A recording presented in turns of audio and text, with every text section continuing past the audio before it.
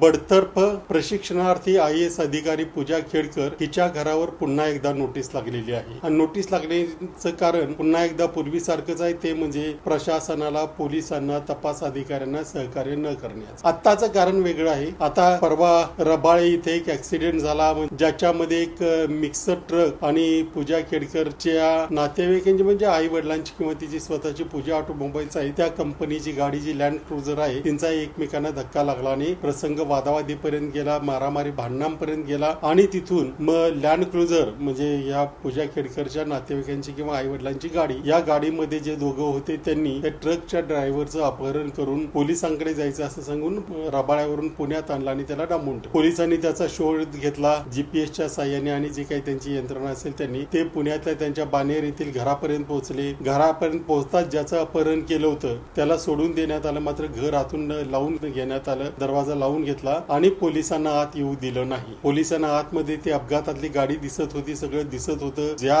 अपहरण ज्याचं झालं होतं त्याला बाहेर सोडलं.